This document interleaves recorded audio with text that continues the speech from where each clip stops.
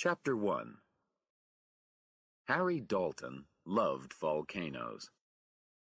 He had the most dangerous and exciting job in the world.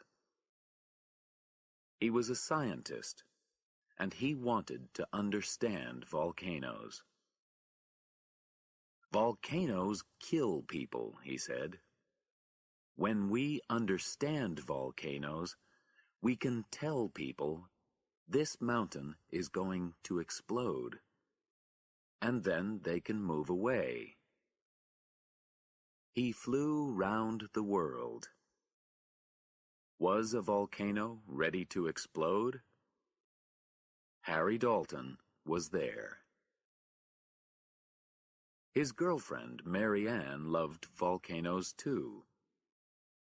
Then, one day in South America, they stayed too long near an exploding volcano. The mountain sent rock and ash up into the sky. A small rock came down onto their car, hit Mary Ann, and she died. Harry was never the same again. He worked harder. Too hard. He wanted to understand everything about volcanoes before a volcano killed anybody again. Mary Ann was dead. No others must die.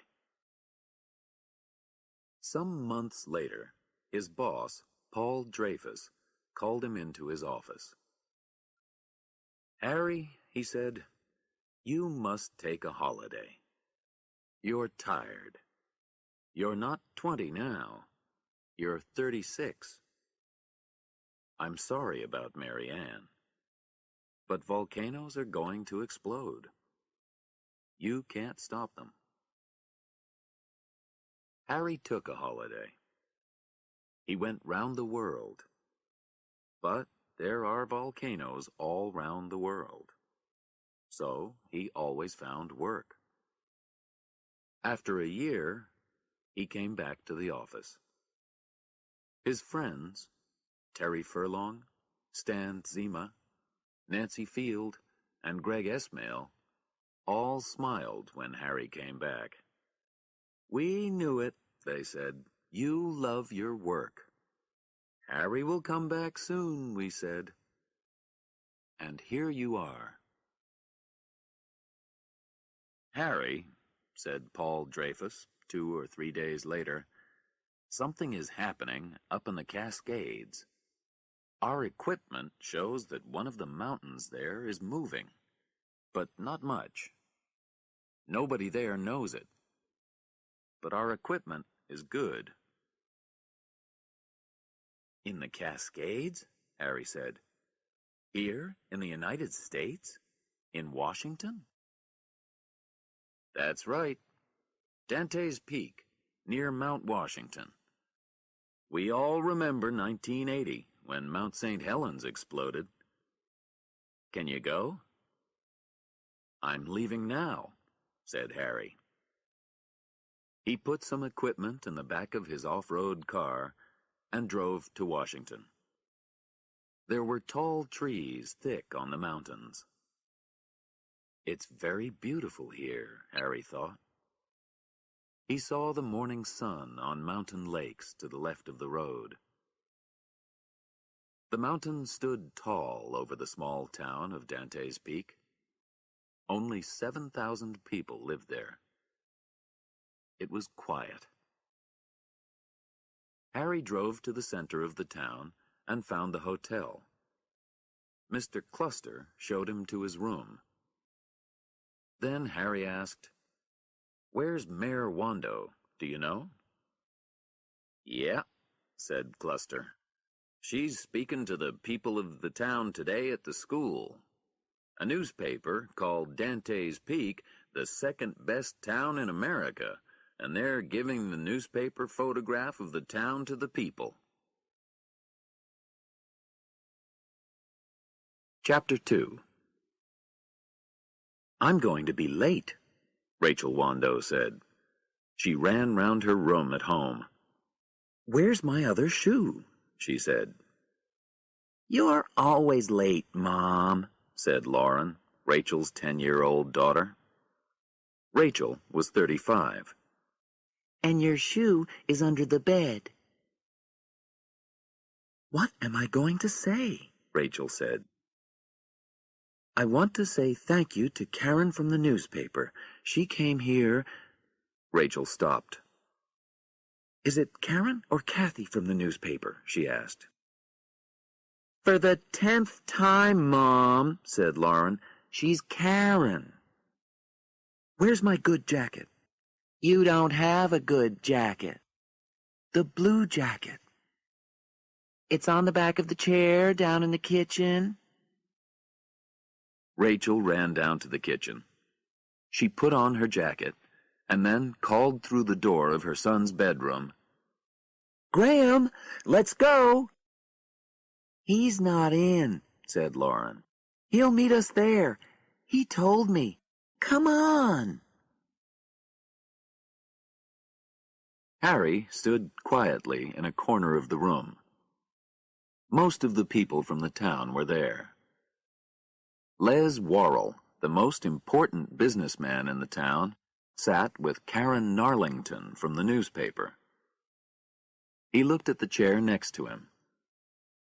Where was that woman? Rachel ran into the room and then slowed to a walk. Les stood up and said, And here's the mayor, Rachel Wando. Harry watched Rachel. Wow, he thought. The mayor is a woman, and she's beautiful. Rachel came up to the front of the room, smiled at Les and Karen, and sat down in her chair. First Karen spoke.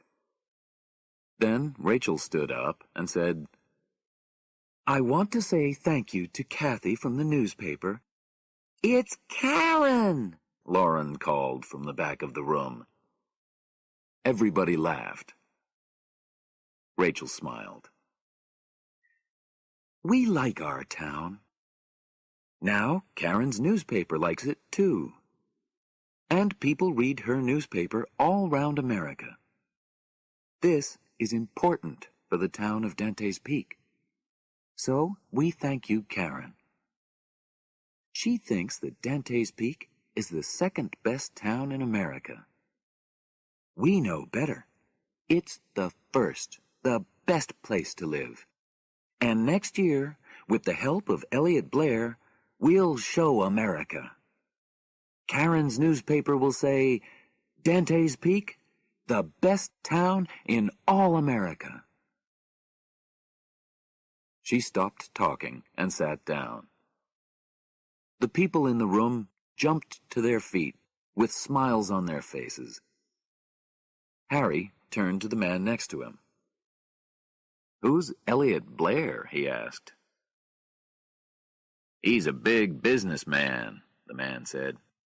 He wants to bring a lot of money to Dantes Peak. He wants to make the town a center for people's winter holidays. There'll be a lot of work for people here. Chapter 3. Behind the town, up in the mountain, was a famous warm lake. Swimmers often went there. That day, 2 visitors, a young man and a young woman, walked up to the lake for a swim. The trees were green, the sun was in the sky. It was quiet and beautiful. The woman put her foot in the water. Ow, she said. It's hot. Yes, said her friend. I know. The lake is famous. They laughed and walked into the water. They played and swam. This is good, said the young woman. Do you want to come and live here? No, it's too quiet, said the man. Nothing exciting happens. Suddenly, Birds flew up from the trees, and they heard the sound of animals. "Why are the animals running away?" she asked. "I don't know," he answered. He pulled her under the water, and she laughed. Suddenly, there was a small earthquake. Now the woman was afraid. She swam over to the man. Under the lake, rocks moved, and the ground opened. Hot gas exploded into the lake. She screamed. "The water!" she cried. "It's too hot! It's—" They were her last words. Soon, the lake was quiet again. From the school, Rachel went to find her daughter. A tall, dark-eyed man walked up to her and said, "Hi, I'm Harry Dalton from the United States Volcano Office, and—" But Les Worrell and Elliot Blair came up to Rachel with smiles on their faces. "Well done, Rachel," Les said, before Harry could say anything more. "You're a good speaker," Blair said. "Thank you," Rachel said. But she didn't want Dalton and Blair to meet. Blair wanted to make Dantes Peak a holiday town. Dalton was from the volcano office. No, she didn't want them to meet. Harry tried again.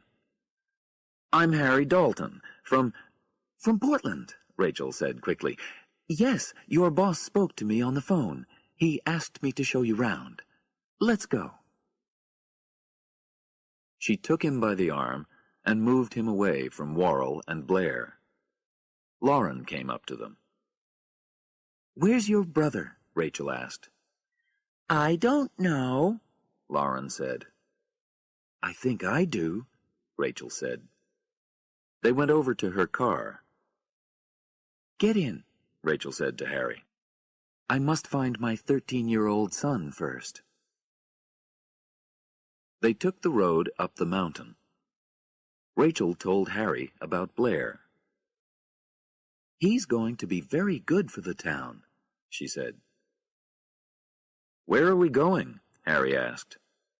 He wanted to start work.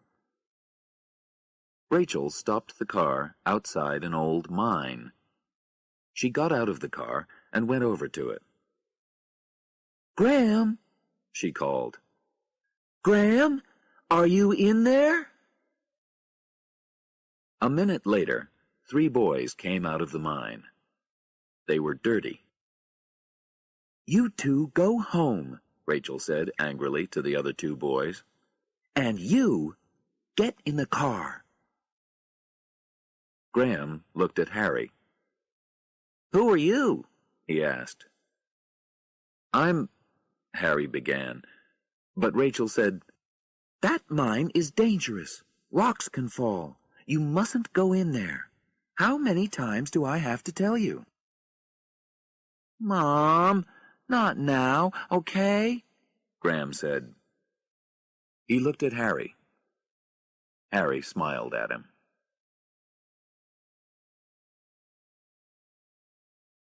Chapter 4.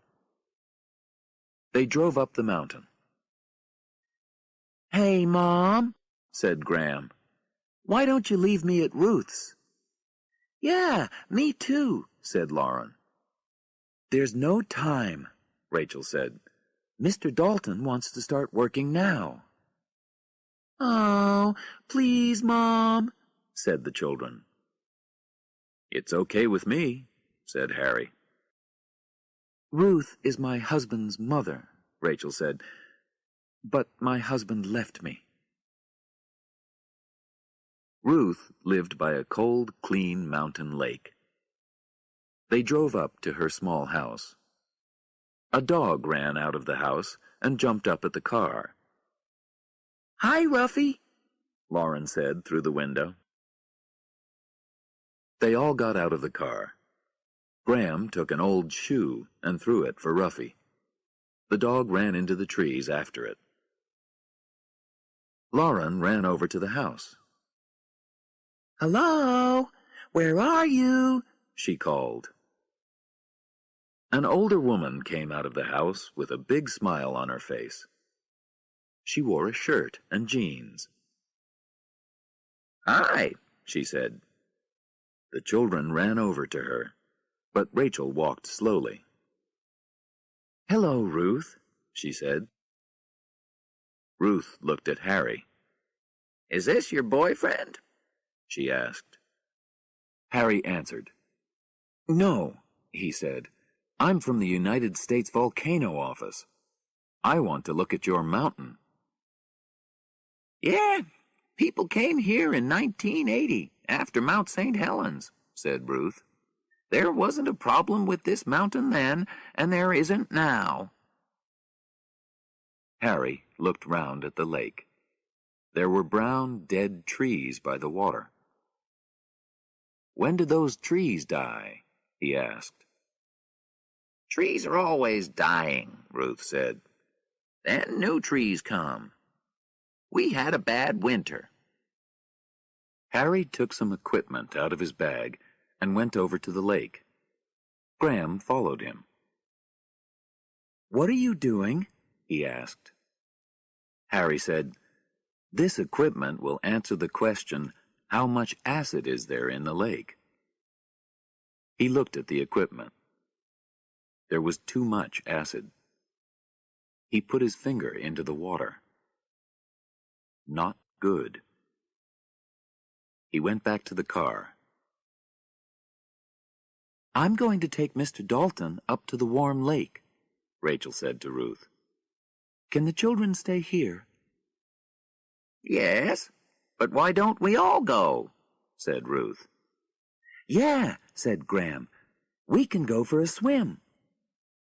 The children ran over to the car. Rachel looked angrily at Ruth. Harry smiled. These two women don't like being together, he thought. In the car, Rachel asked about the acid in the water. "It's not good," Harry said. "Do we have a problem?" she asked. "Will the mountain explode?" "I don't know," he answered. "Often nothing happens. People hear sounds under the ground. There are earthquakes.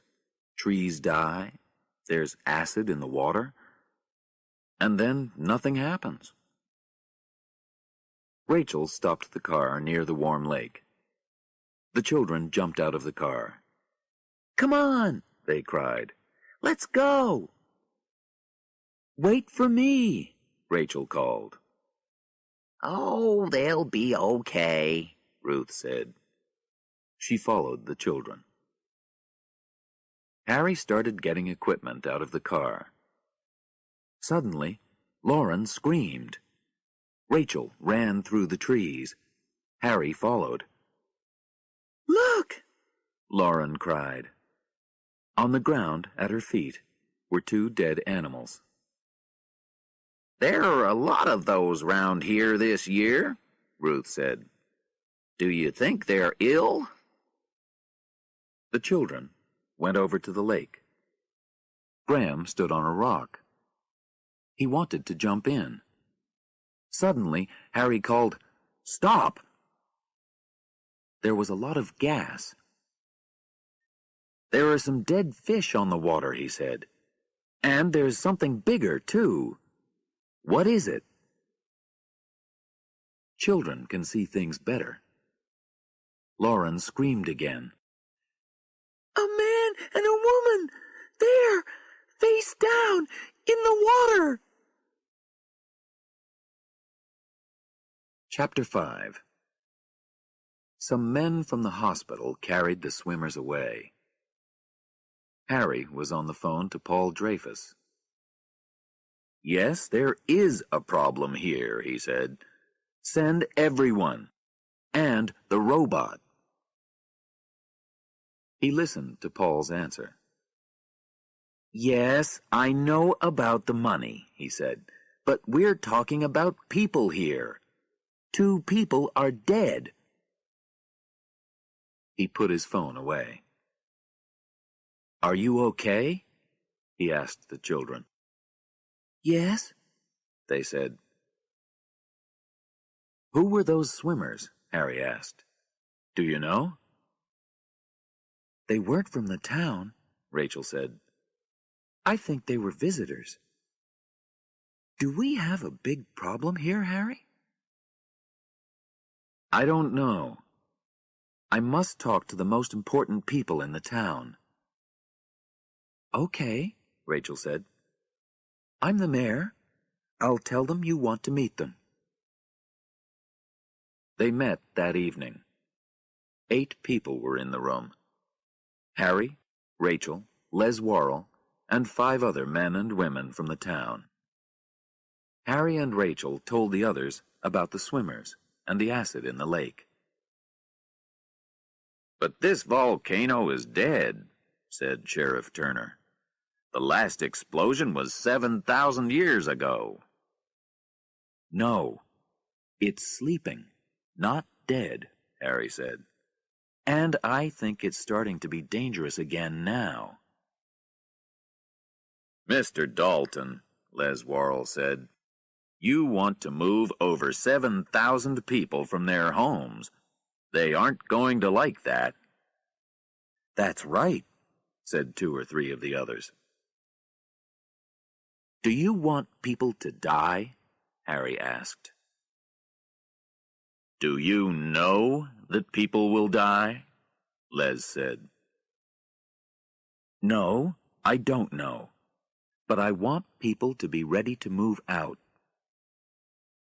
"And what about Elliot Blair?" Les said. "What will we say when he asks, 'Why are people leaving? Is there a problem with the town?' Mr. Dalton, do you think that he'll put money into the town after that?" Everybody in the room started talking at the same time. Suddenly, Paul Dreyfus walked into the room. "Paul," said Harry, "you're here. Did you bring—" "Yes," Paul said. "I brought everything. We're staying at the hotel, and our office will be there. Now, what's happening here?" "Everybody," called Harry, "this is my boss, Paul Dreyfus." "Paul, I want the people in the town to be ready to leave. We're talking about it now." Paul looked at the others. He said, "Harry, come with me." He took Harry outside. "This isn't right," he said. "You're a scientist. You don't know that the volcano will explode." 2 people are dead," Harry said. "How many more people must die?" "There's some acid in the water. There are some dead trees and animals. Why do you think volcano? There are earthquakes, and you get acid in the water. You know that. I think that there was one earthquake, and that's all. I don't think the volcano is going to explode." "But Paul—" "No," Paul said. "I'm the boss. I think you're wrong." He turned and went back into the room. When Harry was there too, Paul said, "Everybody, Harry Dalton is a good man. He only wanted to help. But I don't think the volcano will explode. Don't say anything to other people in the town. We don't want them to be afraid. The other scientists and I will stay here for a week or 2. We'll take our equipment up into the mountain. When we know anything, I'll tell you. But I don't think we'll find any danger." The businessmen were very happy. Then they turned angrily to Rachel. "That was a mistake, Rachel," they said. "Why did you get us all in here? We don't want Blair to hear about it." Rachel looked at Dreyfus and Harry. Which of them was right? Chapter 6. Dreyfus and Harry walked over to Stein's bar. "I want you out of here," Dreyfus said. "Take a holiday. Now." "Goodbye. I'll see you in 2 weeks." "No," said Harry. "I won't go. I'm your best man, and this town has problems." "Yes," said Paul, "you are my best man. But you must understand something. After we go, the people here in Dantes Peak will stay. They have their shops and their businesses. You think only about volcanoes, but this is about money, too." "Okay," Harry said with a smile. "I understand." "Okay," said Paul. "Tomorrow we'll get a helicopter. I want you to fly round the peak with your equipment. What's happening? Why? You find the answers, and then you come and tell me." "Right," Harry said. "I'll do that." Then he turned away and had a drink with Terry Furlong and the others.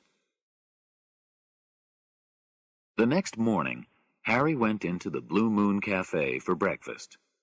This was Rachel's cafe. She smiled at him. "Coffee?" she asked.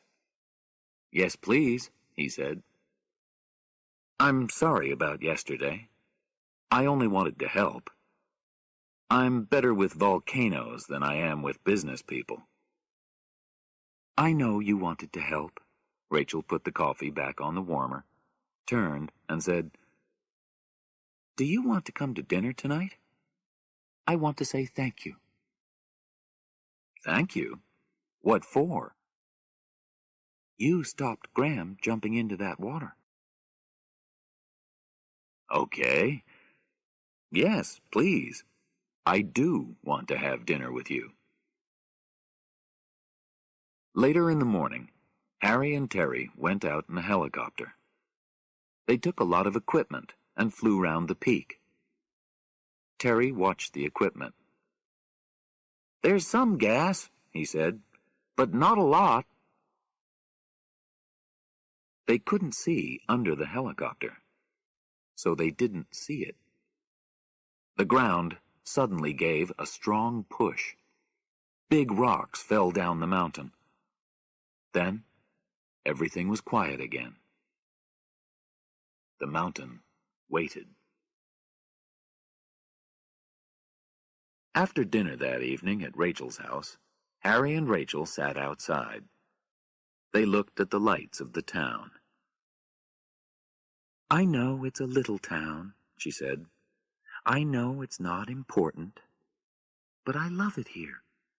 It's my home." "Were you born here?" Harry asked. "Yes." "And, you lived with your husband here?" "Yes."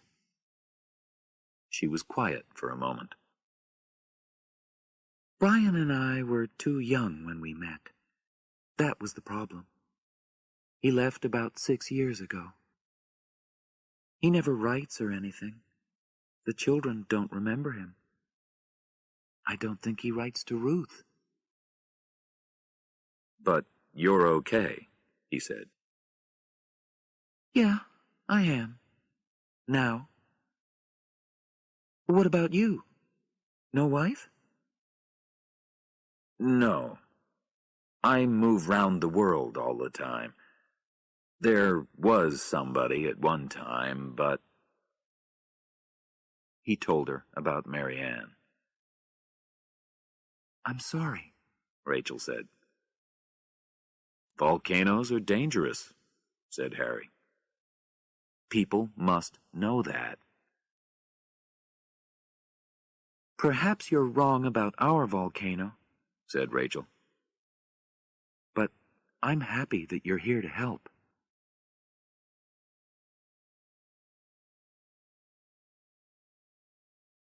Chapter 7.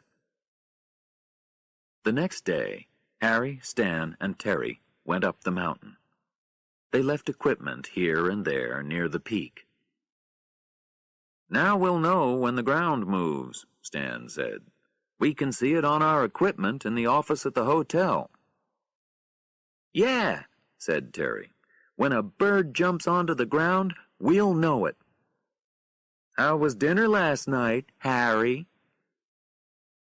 Harry didn't say anything. "For a mare, she's very beautiful," said Terry. Harry didn't say anything. Terry smiled. Terry Furlong built robots.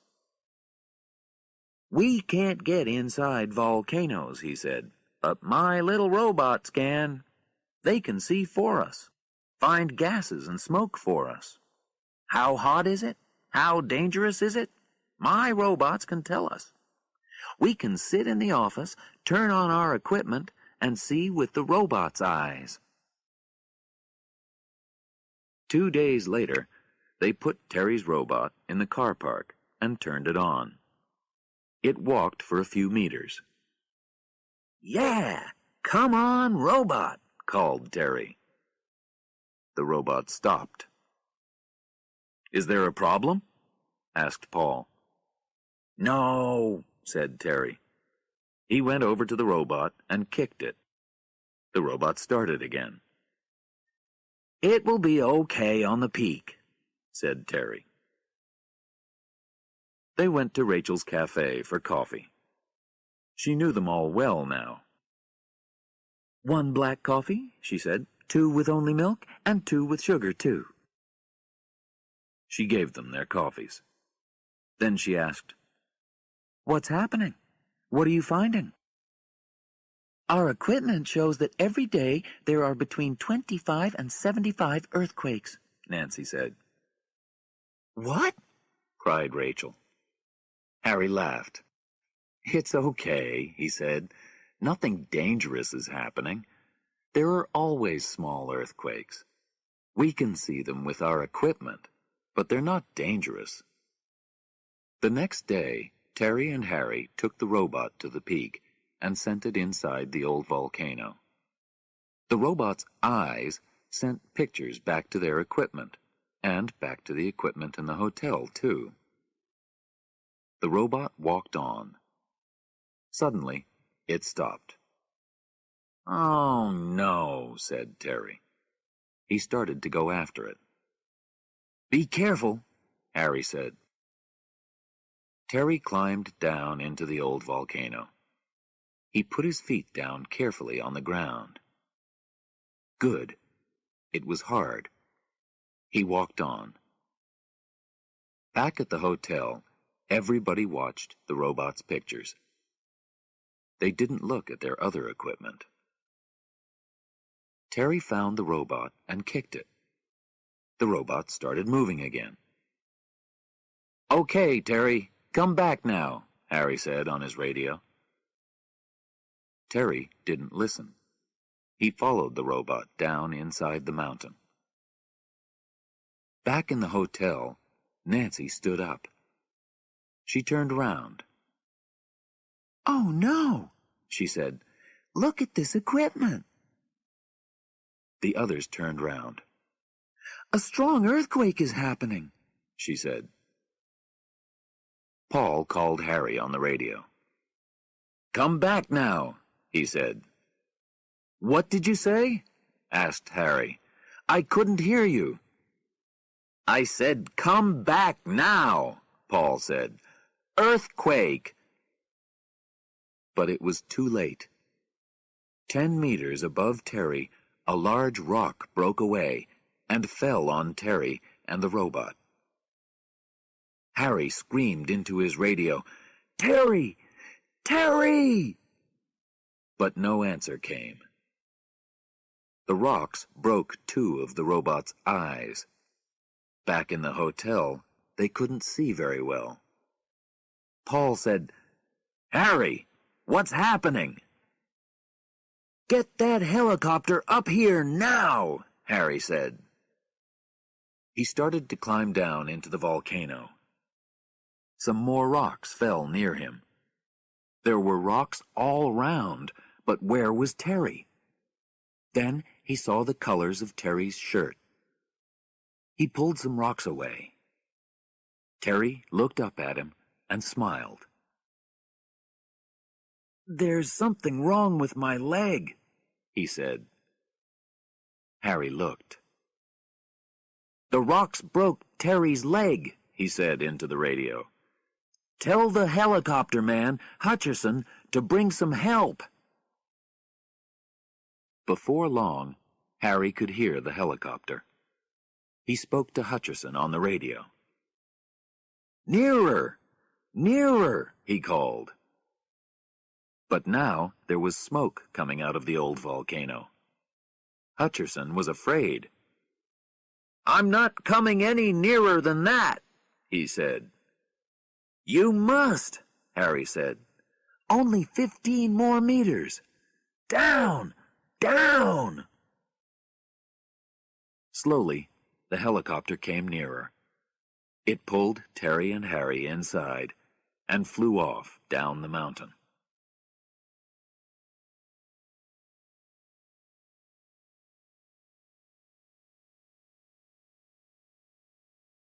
Chapter 8.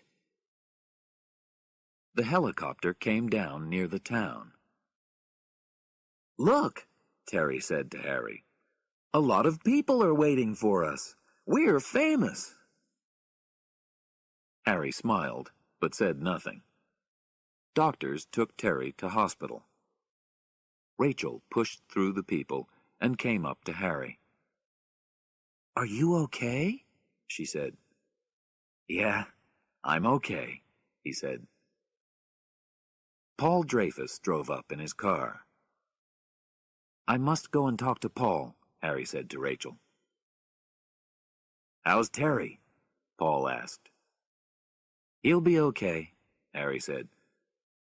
But listen, Paul, we have a problem. That volcano's getting ready to explode. Dreyfus stopped smiling. I know it was hard for you up there, Harry, he said, but you mustn't get excited. Not a lot happened. Not a lot happened, said Harry.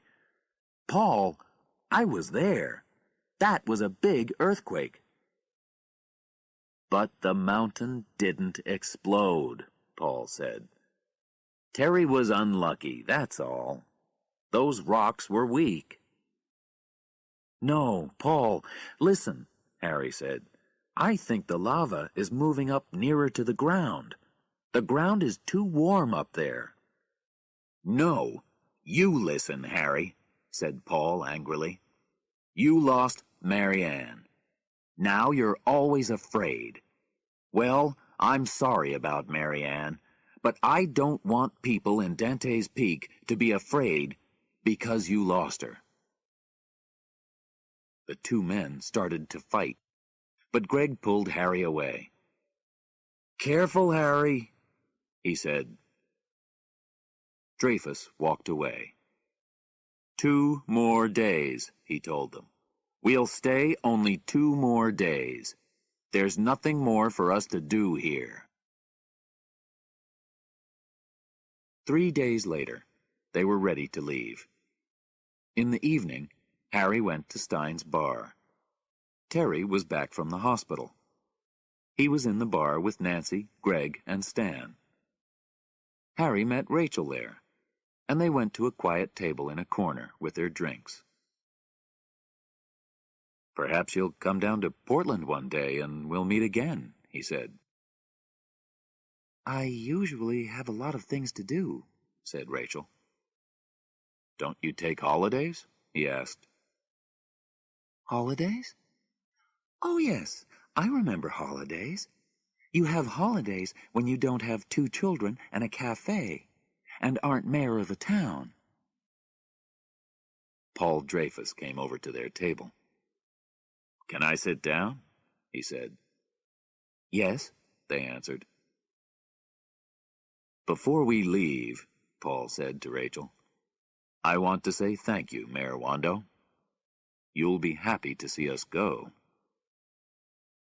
Yes, said Harry. He looked at Elliot Blair and Les Worrell. They sat together at a table. Our visit here was bad for business, I think. Worrell and Blair came over too. Les said, I told Mr. Blair, look, the volcano people are leaving. There can't be any danger here. Am I right? Elliot Blair said, Yeah, I want to put $18 million into Dantes Peak, not Pompeii. Paul laughed. No, there's no danger. Then he turned to Harry. You're a scientist, Harry. Can you say that it's dangerous here? Dreyfus waited. Blair and Worrell looked at Harry. Then Harry said, No, I can't. Dreyfus smiled.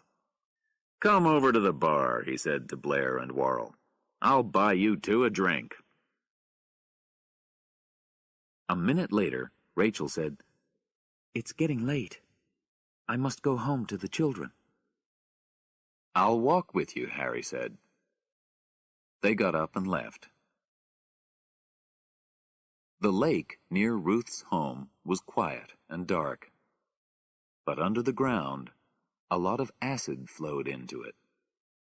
Fish died. First 1 fish, then 10, 20, 100.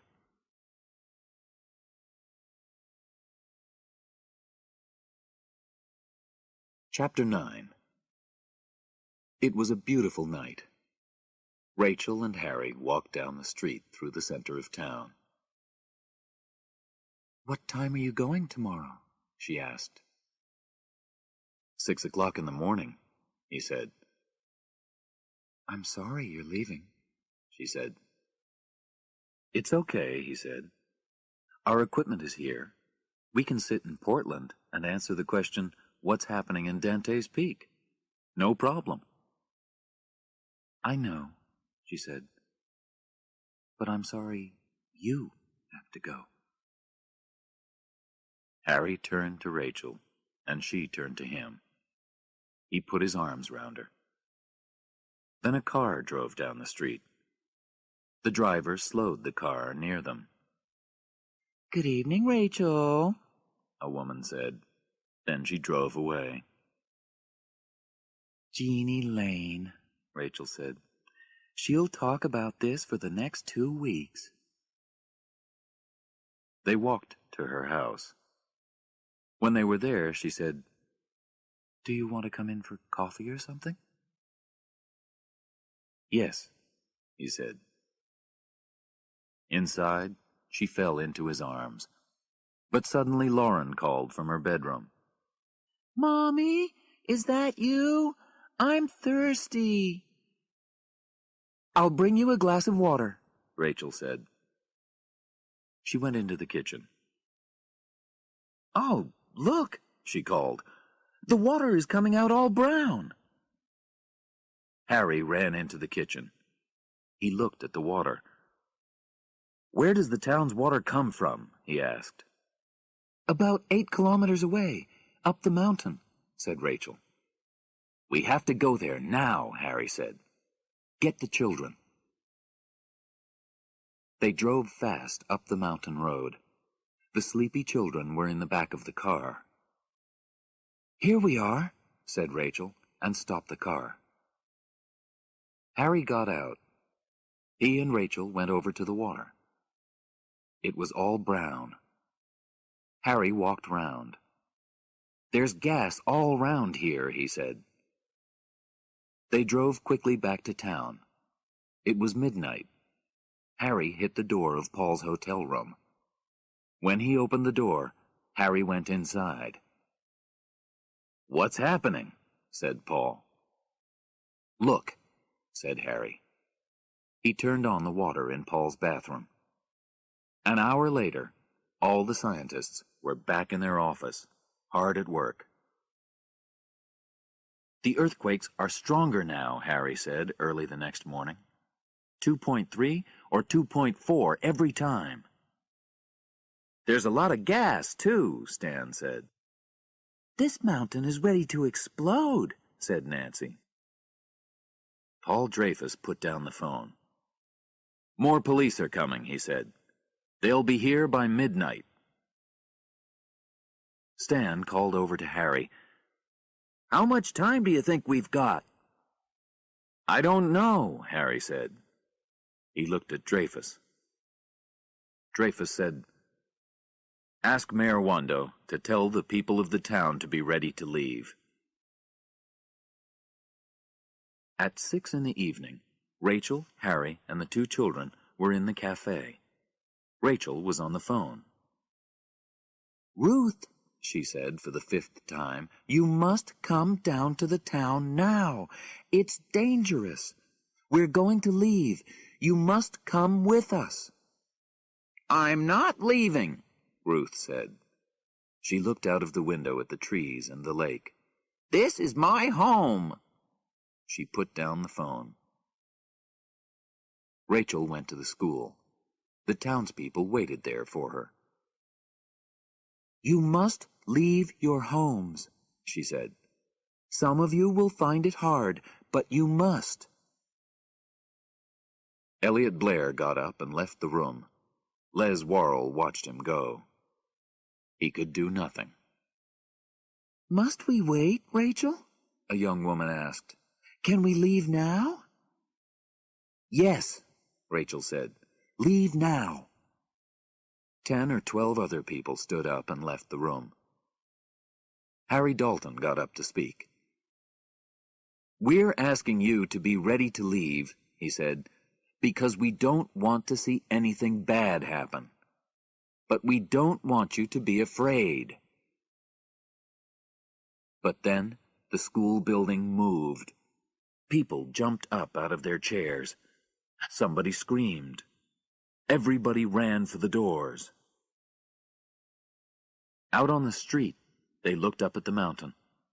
The volcano threw ash and smoke and gases up into the sky. People ran through the town. Children screamed for their mothers and fathers. At Rachel's house, Graham saw the mountain through the window. "Lauren," he called, "let's go. We're leaving now." At the hotel, Dreyfus looked at the equipment. "The lava is starting to move," he said. "Don't look at the equipment," Nancy said. "Look out of the window." The smoke from the peak was dark. It was lava ash.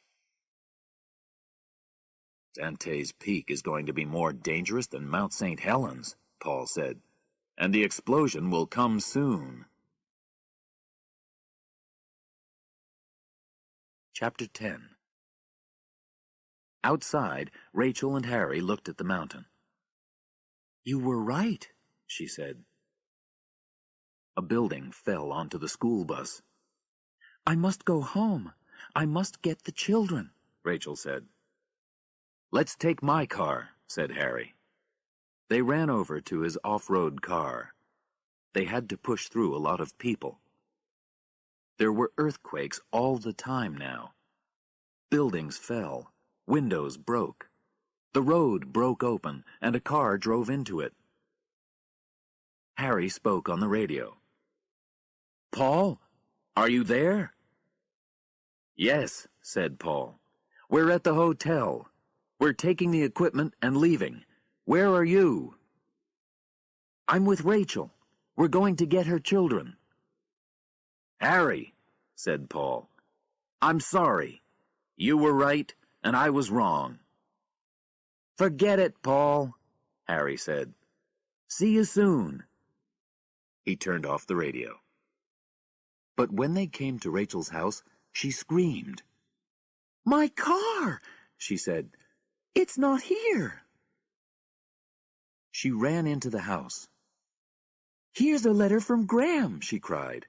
"He says he wants to get Ruth. He's driving up the mountain." Harry fought through the other cars. He couldn't drive across the river by the road because there were too many cars. The water in the river flowed strongly. "We can do it in this car," he said. He drove into the river. The water pulled at them, but Harry's car got through. Other cars began to follow, but were not as lucky. The water turned them over. Behind them, the garage exploded in the town, and fires started. In the hotel, Greg looked at his equipment. "The lava is coming up," he said. "It's very near the ground now." Some people waited outside the hotel. "Why are these people here?" asked Nancy. "The helicopter's coming for them," Paul said. Now the people could hear the sound of the helicopter in the night sky. Hutcherson brought the helicopter down by the hotel. He opened the door and looked at all the people.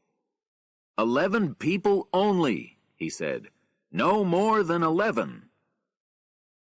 Elliot Blair, Les Worrell, and some others took out a lot of money. They paid Hutcherson and smiled. "We'll get out of here," Les said to Blair. In the hotel, Paul said, "Why is Hutcherson flying out? It's too dangerous." He ran outside, but it was too late. The helicopter left the ground. "They paid him $15,000 each," somebody said. "Stop! Stop!" called Paul. "There's too much ash. You can't fly in all that ash." But nobody in the helicopter heard him. He watched the helicopter. It flew over the town. With 12 people in it, it flew slowly. It was heavy. It flew into a lot of ash. The ash got inside the engine, and suddenly the engine stopped. Harry drove the car past the last buildings of the town. Suddenly he stopped the car. The helicopter hit the mountain on their right, fell across the road in front of them, and exploded. Harry spoke into his radio. "A helicopter is down on Exeter Street. Send help." "Okay, Harry," said Stan. "What are you doing? Where are you?" "We're driving up the mountain," Harry said. "We must get Rachel's children." He turned off the radio. "Harry, listen to me," Stan said. "There's no time, Harry. Come back. The lava." But there was no answer from the radio. Chapter 11. The lights were on in Ruth's house. Graham stopped the car in front of it. The children jumped out and ran to the house. Ruth came out of the front door with Ruffy. "What are you doing here?" she asked. "We came to get you and Ruffy out," they said. "What?" she said. "Get in the car," Graham said. He pulled her hand. A sudden strong earthquake moved the ground. Ruffy ran into the trees. Lauren ran after her. "Ruffy! Ruffy!" she called. Harry and Rachel drove up the road. "Not far now," Rachel said. Then the strong earthquake hit them, too. Big rocks fell into the road behind them. Rachel looked at Harry. "Now we can't come back down this road," she said. In the dark trees, Ruth and the children called for Ruffy. Ruth got tired. She stopped calling. She heard the children. They were young. "I must get them out of here," she thought. "Ruth, can you see Ruffy?" said Lauren. "No, I can't," Ruth said. "And it's too late now. We must go, now." But we can't leave her. The children looked at Ruth. She was different, stronger. I said now, she said. Harry stopped the car outside Ruth's house. They saw Rachel's car there. Rachel jumped out and ran into the house. Ruth! Graham! Lauren! She called. There was no answer. Where are they? Said Harry. The lights are on. Then Ruth and the children came out of the trees. Rachel ran over to them. She put her arms round them. Where were you? She said. I'm angry and happy at the same time. I'm sorry, Mom, said Graham. We had to get Ruth. There's no time for this now, said Ruth. Get the children into the car and get out of here. We can't do that, Harry said. There are rocks all over the road behind us. And you're coming with us. Okay, said Ruth. Give me 5 minutes. I must get some things. Harry spoke on the radio to the scientists at the hotel. Is anybody there? He asked. Harry, where are you? Said Dreyfus. Up at the lake, Harry said. We're okay, but there's no road for us to come back down the mountain. Harry, Paul said, this mountain is going to explode, and soon. I'll send a helicopter up to get you. No! Get out of there, Harry said, before it's too late. Don't wait for us. The radio started to die. Harry, can you hear me? Paul said. Can you hear me? He looked at the others. The radio's dead, he said. Rachel and Ruth threw things in some bags. Ruth wanted to take everything. This is my home, she said. All my things are here. Rachel wanted to cry, Let's go! Leave all that! Let's go! Up on the mountain above Ruth's house, a river of red lava began to flow down the mountain. Fire suddenly caught on the trees. The river of lava left everything dead behind it. The lava came to Ruth's house. It flowed round to the left and to the right. It flowed round to the front of the house. The cars stood there. Fire started to climb up the outside of the house. Harry looked out of the back window of the house and saw the lava. Then the lava broke the window and flowed into the house. Fire ate chairs, tables, everything. Harry and Rachel pushed the children to the front door. Ruth followed with her bags. Rachel screamed, Look! The cars! Red-hot lava flowed under the cars. Lava flowed from the left and right into the lake. There's only the lake, Harry said. Let's go! They ran down to the lake and jumped into Ruth's small boat. Now we'll be okay, Graham said to Laura. Then they saw the fish. Hundreds of dead fish on the water. Harry tried to start the boat's engine. He couldn't do it. Ruth said, I know this boat. I'll do it. She started the boat, and they moved out across the water. They looked back at Ruth's house. There was fire everywhere. That was my home, Ruth said. I always lived there. Everybody was very quiet. One of the cars exploded. Where's Ruffy? The children thought. This boat is slow, Harry said, but it'll get us there. Then he heard a different noise. Where's that noise coming from, he thought. Ah, yes, under the boat. He looked down. Don't put your hands in the water, he said. Why? Rachel asked.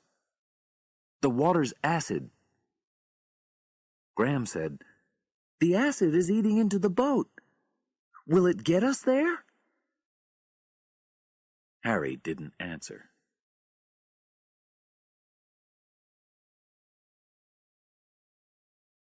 Chapter 12. Soon the acid ate through, into the boat. Acid water began to flow into the boat. "Put your feet up, out of the water," Harry said. "We only have 100 meters to go." Then he heard a different noise, much worse. "The engine is stopping," he said. He tried not to be afraid. The acid ate into the engine. There are only 30 or 40 meters to go. Perhaps we'll get there. The boat moved slowly on. 30 meters. 20. 10. "Graham, give me your coat," Harry said. He put the coat round his hand and used his hand to move the boat in the water. But the acid quickly ate through the coat, and then the boat stopped. "Only 5 meters to go," Harry said. "That tree is near. Perhaps I can get to it and pull us in." He tried, but he couldn't. He tried again. "Forget it, Harry," Ruth said. "You can't do it." She looked down at the water. "I can stand here," she said. Harry turned round. "Ruth, no!" he said. But Ruth started to get out of the boat. Harry moved to stop her, but she pulled away. She stood in the water and pushed the boat.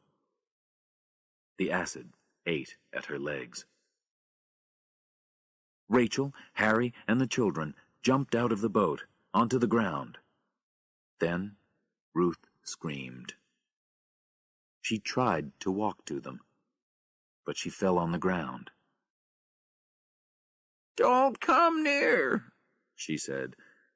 "The acid." They sat and watched her die. "Oh, Ruth," Rachel cried. "I love you." Ruth smiled up at her. "My son didn't know you, Rachel," she said. "You're good. I want you to be happy." She looked at Harry and closed her eyes. She never spoke again. Rachel and the children cried. The sky was thick with ash and gases. Harry, Rachel, and the children walked down the mountain. They were tired and wet with dirty black rain. Now they could see the town. Suddenly, they heard a big noise to their right. "What's that?" asked Rachel. "Water, trees, rocks, buildings, all coming fast down the mountain," Harry said. "They're going to hit the river through Dantes Peak." In Dantes Peak, Paul Dreyfus and the other scientists were at the radio. "Harry, can you hear me?" said Paul. "Harry, we must leave now. It's too dangerous for us to stay. Sorry." They put their equipment in their cars. Dreyfus drove the car with all the equipment, and the others all went in the first car. The first car got across the river. Dreyfus, in the second car, looked up. The river was now much bigger than usual. It was flowing fast, and there were rocks and trees in it. It flowed onto the road and carried his car away. He only had time for one scream before he died. Harry found an old car. Luckily, the engine started. They got into it and began to drive. Small rocks hit the car. Large rocks hit the ground near them. Harry thought of Mary Ann. Not again. Please, he thought. Round the corner, they came to a river of lava. Can we drive across that? Rachel asked. I don't know, Harry said, but we must try. He drove as fast as he could at the lava. A line of fire followed them across the lava. Suddenly, Lauren cried, Look, there's Ruffy! Ruffy waited for them across the lava. How did she get here? Harry said. Look, Graham said. More lava is coming up behind Ruffy. We can't stop, Harry said. Ruffy will have one try only. They drove along slowly. Ruffy ran up to the car. Rachel opened her door. Come on, Ruffy, she called. Jump! The children screamed, You can do it, Ruffy! Ruffy jumped. Rachel caught her and pulled her into the car. The children threw their arms round the dog. They laughed. Harry and Rachel laughed, too. Chapter 13. They drove into Dantes Peak, but it was not the same town. Fire and earthquakes did their worst here, Rachel said sadly. It was a beautiful town. I was happy to be the mayor. They came to the river. We can't get across that, Harry said, and there's more lava coming. What can we do? Rachel asked. We must get under the ground, Harry said. But how? Graham looked at him. I know, he said. The mine. Nancy, Terry, Stan, and Greg climbed out of the car and turned to look back at the mountain. A big earthquake hit, and the peak of the volcano exploded. New, red-hot lava flowed down the mountain. Goodbye, Harry, said Terry angrily. Nancy started to cry. In the car, Harry, Rachel, and the children heard the sounds of the explosion. They were near the mine. They looked up at the mountain. Something dark moved down the mountain, very, very fast. Hot ash and rocks, Harry said. When it hits us, we're dead. No mistakes now. I have only one try. The car engine screamed. Harry drove fast into the mouth of the mine. Behind them, rocks fell thick and fast. The lava couldn't get in. But they couldn't get out. Is everybody okay? Asked Harry when the car stopped. He kicked out the front window of the car and helped the others out. Graham, Harry said, can we get out of the mine? No, we can't, Graham said. I know these mines. We must wait. But it's okay. My friends and I left some food and drink here. Come with me. They followed Graham down into the mine. He showed them the food and drink. There were lights there, too. They sat and ate some food. Earthquakes moved the ground. Rocks fell in the mine.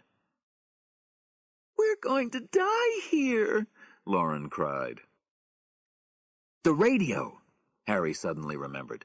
I left the radio in the car. I must go back and get it. No, I'll go, Graham said. No, you stay, Harry said. We're going to die, cried Lauren. No, we're not, Harry said. Hey, I know. When we get out, we'll all go to the sea and catch fish. I don't usually take holidays, but with you, it will be good. Okay? We'll do that. Rachel looked at Harry and smiled. Yeah, she said. We'll do that together. We'll be a family. Okay, said Harry. But now I must go." He walked back through the mine. Suddenly, he heard a sound above him. He ran for the car. Behind him, rocks fell. He couldn't go back. More and more rocks fell. He was near the car when a rock hit his left arm and broke it. Other rocks hit his head and his legs. He climbed inside the car, found the radio, and turned it on. "Help!" he said. "Please, send help!" 2 days later, the earthquakes stopped. The volcano went quiet. A big helicopter came down outside the mine. Inside, when they pulled away hundreds of rocks, they found Harry first, with the radio in his hands.